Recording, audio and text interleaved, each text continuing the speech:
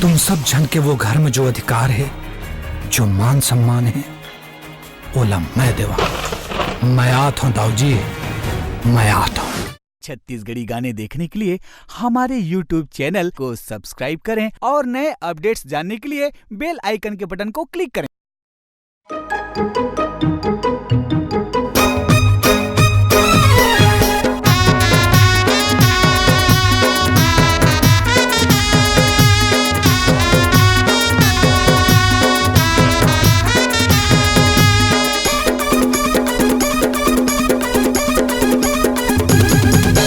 खटिया मानित पारे नहीं गोरी, मैं हाँ जागे वाथा रात के। सूते खटिया मानित पारे नहीं गोरी, मैं हाँ जागे वाथा रात के।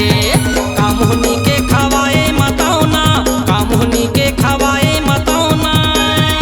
अरे सुरता आथे बोली बात के।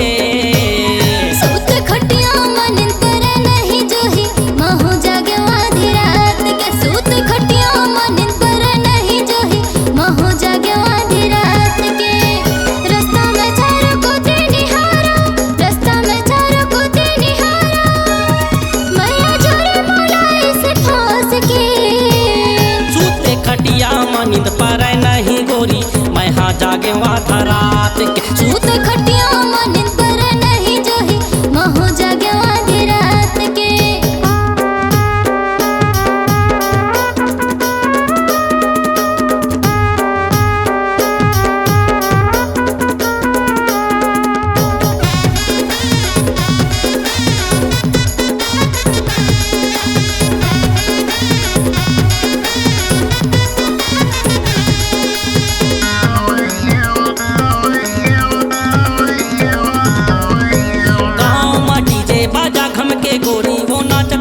सबके संग माँ नैना माँ नैना दोनों झन के मिलके नाच माहू लपट के अंग माँ।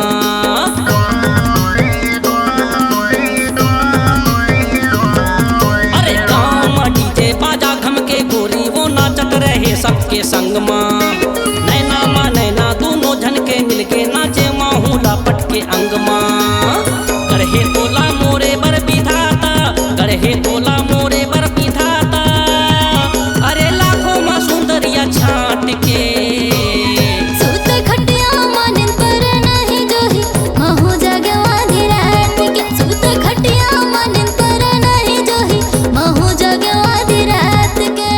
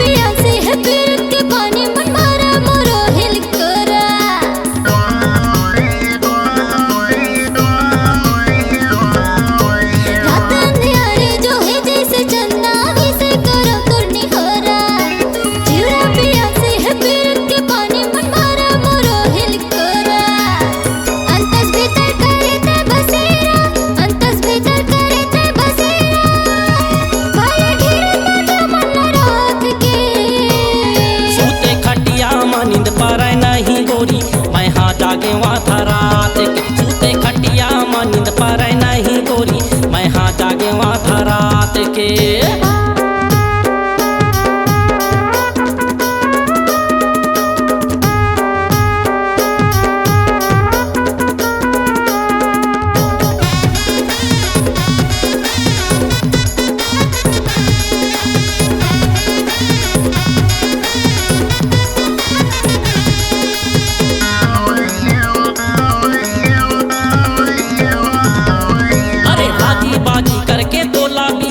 वो लाते गोरी अपन घर माँ। धूम धड़ाका बाराती फटाका के शोर उड़े गाँव शहर माँ।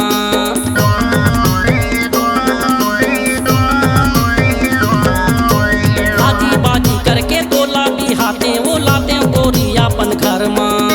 धूम धड़ाका बाराती फटाका के शोर उड़े गाँव शहर माँ। नहीं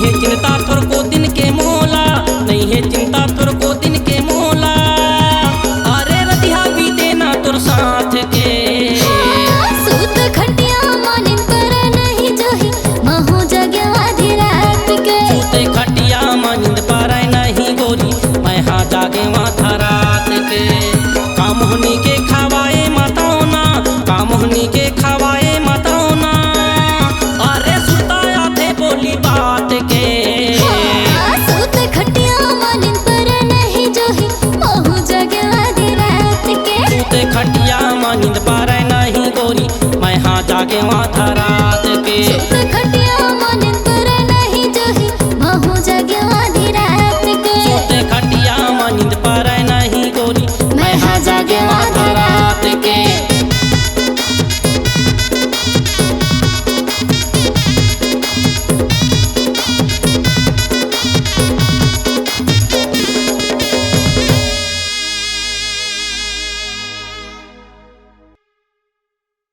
आपकी आवाज ही आपकी पहचान है।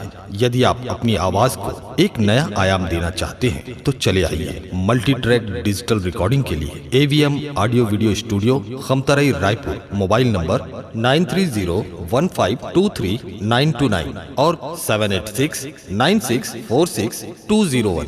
यदि आप नए एवं पुराने गीत सुनना चाहते हैं तो avmgana.com में जाकर गाना फ्री डाउनलोड करें और YouTube चैनल में AVM गाना और KK कैसेट्स को सब्सक्राइब करें।